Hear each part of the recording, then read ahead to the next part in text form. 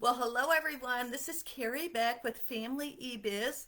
Thanks so much for being here today. I am starting a brand new series to help our online businesses. That's what we're all about at Family eBiz is helping moms, dads, men and women and families. We have a lot of families that want to have a second a side hustle, or they want to quit their 9 to 5 and they want to come home and work from home. And I understand because the freedom I have, like right now, I didn't work at all over the weekend. Now, I know if you have a 9 to 5, you probably didn't either, but I was able to take off. I have been getting some slow starts and not really starting my job, my work day till 10 o'clock in the morning.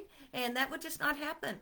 In a week, I will be leaving to go and do the babysitting duty for Gigi because both my girls are taking their vacation at the exact same time. So I go to one family and I babysit for 4 days there. Then I get in my car and I go to the other family 3 hours away and babysit that next week for the other family.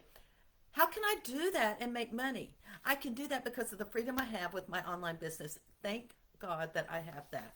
So, today, what I want to do is begin this series about gaining confidence and getting started in your online business, or getting started and gaining confidence. Here's why I'm doing this. I was reviewing all the challenges that you put in Facebook. When y'all join this group, one of the questions is, what's your biggest challenge? And I thought, I'm going to go to there and I want to address those challenges in my Monday classes. That is why I'm doing this 3-part series. So a lot of you have said, I need help getting started. Some of you are like, nope, don't need help getting started. But I need help gaining confidence. And in that confidence, I'm going to be talking about the imposter syndrome.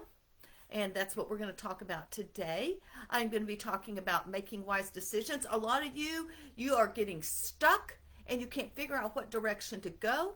And then we're going to talk about overcoming analysis paralysis. What is that? We'll talk a little bit about it today, but we're going to really focus on it 2 weeks from now. So why imposter syndrome today? Why would y'all, a lot of y'all admit you have it, but some of you are like, I don't even know what that is. Let me just say that with imposter syndrome, we're going to talk about what it is. So just hang on for a minute. Stay with me. That holds you back from taking the first step or getting your business to the next level. You've started it, but you're not making money. Or you started it and you're making, I don't know, 100, 500 a month, and you need help. Also, imposter syndrome can strip away any confidence that you may already have in your business.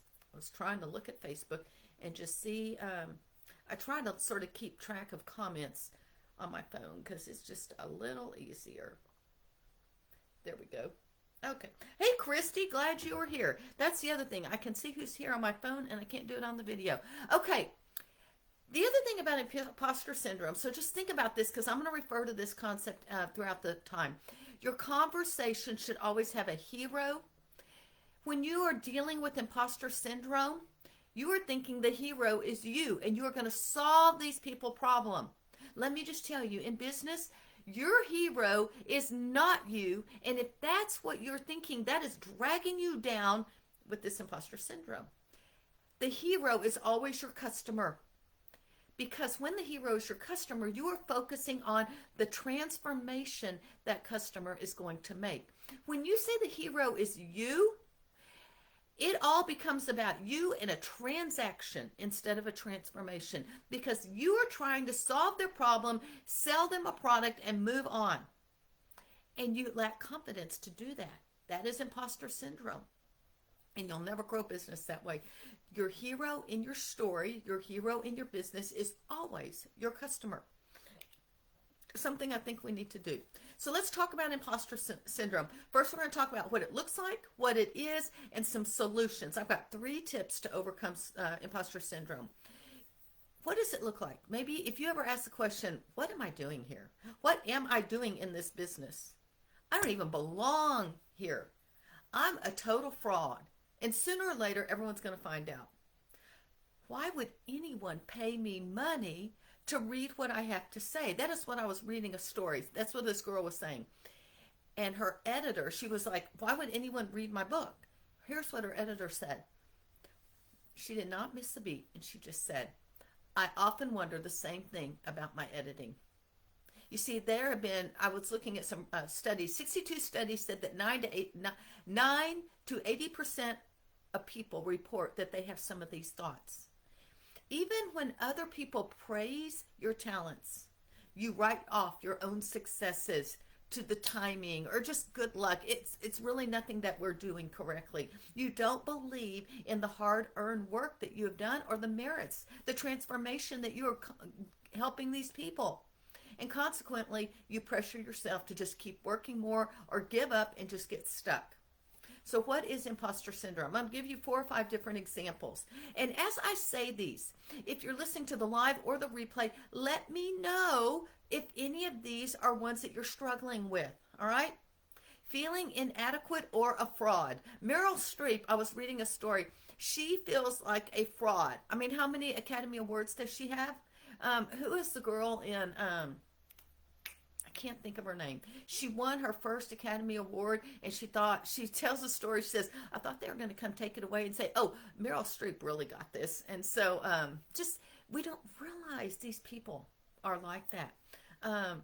You have a proven track record, and yet you still feel like a fraud. You are in constant fear that they're going to find you out. Let's see if I have this example. I don't think I do. Oh, I'll tell it in a few minutes. Okay. So first, inadequate or feeling like a fraud. Number 2, self-doubt, uncertainty about your talents, your abilities. You have a sense of unworthiness that just doesn't align with what people think about you. In short, you think you've just fooled others into believing you are someone that you aren't. You have this nagging feeling that you're just not good enough. Now I'll tell you, both of those are ones that I actually struggle with. Because I'm sort of like, why are people buying from me? Tell me again why they're following me. Why are they doing this, that, or the other? I have self-doubt. But I will tell you, in the last couple years, I have moved from a transaction mindset to a transformation mindset. I have walked away from me being the hero and my customer is always the hero. That has helped me a lot, just in my mindset. Okay, inadequate or a fraud, self-doubt and uncertainty. Number 3, a perfectionist. You demand and criticize for all your mistakes. You're ashamed of any failures. You know, I've told y'all, I've had a webinar and I've had a goose egg, 0 sales. I've gotten to the point, I'm just going to be transparent and let you know and tell you what I've worked through to get past that. So some of you are a perfectionist and you will not put something out on the web, out in your business, unless it's perfect. That's imposter syndrome. You are going to never be successful. So, inadequate, fraud, self-doubt, uncertainty, perfectionist, solopreneur. You have a hard time asking for help. Either admitting that you need help or letting go and letting other people help you when you really need it. Accepting the support that you need. And then, I think this is the last one. Let me see. Nope. Expert. Now, we're going to talk about this on April 24th, but the expert is in analysis paralysis. They are spending so much time making sure they are the expert. Again, they want to be the hero instead of your customer being the hero. And Christy says, moving from the concept of transactions to transformation. That is just something, I think it was a few years ago. It has made a huge impact on my mindset. And that way, when I am working with people, whether I'm coaching them, whether I'm selling them a course, whether I'm doing just one-on-one or group coaching, or just doing a free class like this one for my homeschool group, it is a whole different attitude because I want to see transformation in them. And as I see that, then that gives me confidence to be able to move forward and get past that imposter syndrome. Another one is we devalue our worth. I recently tried to talk someone, this is a girl that I was listening to. She said, I recently tried to talk somebody out of giving me money for work. She says, why don't I just do it for free? And a male friend of hers, and I do think this is a female thing versus a male, sorry gender, all that problem, but I personally think that we do have tendencies as male and female. A male friend of hers who was in the room while she was having this phone conversation shook her and said, Jessica, just take the money. At which point she said, yes, I'll do it. We have a hard time accepting money for something that we could just do for free. But then it's not a business, it's a hobby and a ministry. And then we undermine our experience or expertise. So those are just some different ways or different types of imposter syndrome. We have inadequate or fraud, self-doubt and uncertainty, the perfectionist, the solopreneur, do it all themselves, the expert, paralysis analysis. We devalue our worth, or we undermine our experience or expertise. If you're listening to the live or the replay, let me know if any of those really hit home and you can relate to them. One, because if I see some of these that y'all are really relating to, I can tie them into the next 2 weeks worth of classes. Do you have it? I have it. I struggle with this even after 20 years of online business. I catch it more quickly so that I can get back on track and focus on the transformation. Because sometimes I do think, why would people pay me for information that they could find for free? But I do know that if they get it for free, it's going to take a bunch of time. And they don't know who to listen to. They don't know who to trust online. And the people on my list, I've built relationships with them. They know me, they like me, and they trust me. And so that is one reason, if no other reason, they will pay money with me. So how do we overcome imposter syndrome? Let me just say something. For those of y'all that don't know, it's not open right now, but I do have Family eBiz Mastermind. This is a topic that comes up regularly in our monthly meetings. So I have done some trainings on this, and I have over 14 ways to overcome it. I don't have time to do that today. We are going to share the top 3 tips. All right, so let's stop. Tip number 1, you are not alone. Tina Fey had this to say: the beauty of the imposter syndrome is you vacillate between extreme egomania, all about me, and a complete feeling of, I'm a fraud. Oh, she says, oh God, I don't cuss like that, but they're on to me. I'm a fraud. Even Tina Fey, I mean, my goodness, I don't know how successful she is, how popular she is, whether you agree with her or disagree and whatever she stands for, she has made it successfully in her industry, and she still feels like a fraud. She goes, I go from like, I'm the greatest to I'm a fraud. And then Maya Angelou, again, an author, if you're not familiar with her, and she says that after publishing her 11th book, she said every time she wrote another book, she would think to herself, uh-oh, they're going to find out now. I've run a game on everyone. This is a lady who is a very successful, I don't know, she probably won a Pulitzer Prize or something. How do you say her name? Maya Angelou. She's very successful, and yet she will say to herself, I feel like a fraud. And they're going to get it because now I finally put a book out that's going to be a fraud. And she doesn't have that confidence in herself at all. Realize that if you're struggling with this, you are not alone. And there are other people struggling with it. That means there are other people finding solutions for it. Let's work with those people. So I would find someone that's maybe struggling with it, and y'all can be accountability partners. Number 2, make a list. Make a list of at least 10 things that show you are just as qualified as anyone else for the role you're seeking. Whether that is a coaching position, whether that is selling a course or selling a product or offering a membership or hosting an event or whatever your role is in your business. Make a list of 10 reasons you should have that role. 10 things that show you are qualified. And if you are having trouble coming up with 10 things, I would first ask yourself, what evidence exists that you are any less qualified than anyone else to do that work? What exists? Why are you any less than someone that's already doing it? That's first. And then, is there anything that makes you, I dare say, more qualified? Think about it. This might be a journaling activity that would really, when I sit and write some of those things down, not to be egomaniac about it, but to really think about it and just realize that we need to see that God has qualified us, and we have a calling, just like I talked about the last 2 weeks. He's given you gifts and talents. What are those? And those are reasons that can give you confidence. If you're a believer like I am, my confidence is in Him, but He's given me these things, and so I can trust that He's given me these to be able to use them to benefit others and to serve Him. If you're still unsure, ask your mastermind, ask your accountability pod or group or whatever group you are getting together with on a regular basis. And I would just make an assumption that you have some people in your life that you can talk about these things and they can relate to you. And so I would talk to some people that you trust. And I would not go talk to, 20, 30, 40 people. I'm talking like one or two people that you can trust and let them pour into you reasons that you're qualified. So number one, know you're not alone. Number two, make a list of 10 things that may show that you're qualified. Number three, avoid comparing yourself to others. This is really, really hard, especially with this thing.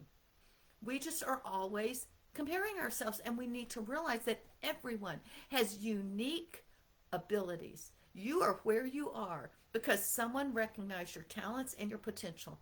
Let me give a personal example. I host 2 events each year. Life Skills Leadership Summit in February, Homeschool Superheroes Week in I'm doing it into July this year.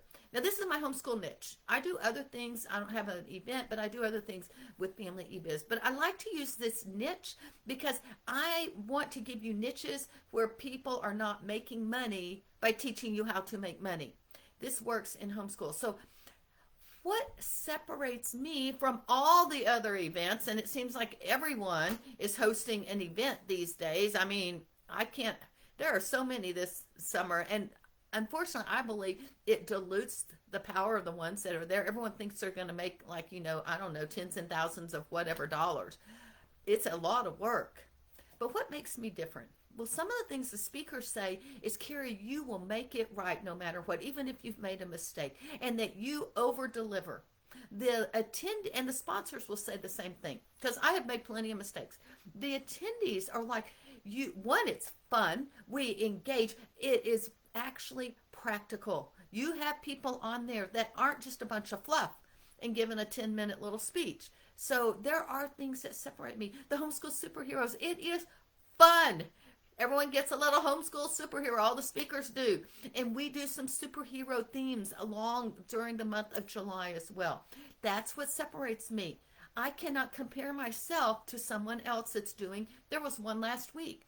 And I can't compare myself to that. I need to do what God has called me to do. And that will give me the confidence that I need. I don't want to compare myself. You may not excel at every task. I do not. Tech, I'm sort of okay with it, but I get other people to help me, or I find a software that will help me. You don't have to be able to do everything either. No one can do it all, let's be honest. And even when it seems like someone is doing everything, doesn't mean they're doing everything well. Usually if they're trying to do everything, it's just sort of mediocre. And so you need to find, what are you called to that you can excel in? And then let other people help you. Get rid of that solopreneur. Again, comparing yourselves. Get rid of that solopreneur and get the help that you need.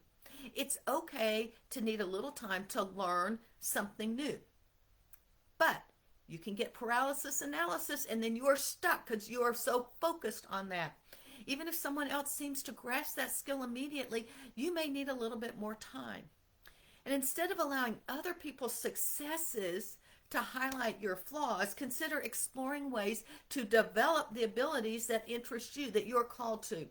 Or realize that we are not in competition, even like Christy is here. She is in the homeschool niche. Does that mean we're in competition? No, that means we need to find ways to collaborate.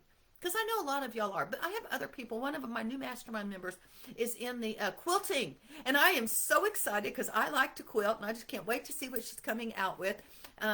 But we are not in competition. We need to collaborate. And I have seen too many people, I'll be honest, I have some people that have worked with me in the past that have completely blocked me for some reason, and I can't see anything that they do on Facebook. At first, it really hurt my feelings. I was comparing myself. I was like, wow, this hurts. But you know what? I was like, give it to God, forgive, move on. That is just, I am not going to waste my thoughts. It is not worth doing that. I am not going to compare the way I treat people with the way that person's treating me. All right. So, and Christy says collaboration over competition is my mantra. Um, and thank you for being one of our speakers in the summit. Christy, if y'all don't know, y'all, and you're a homeschooler, y'all need to watch. She's doing some really good things on helping coach um, homeschoolers as well.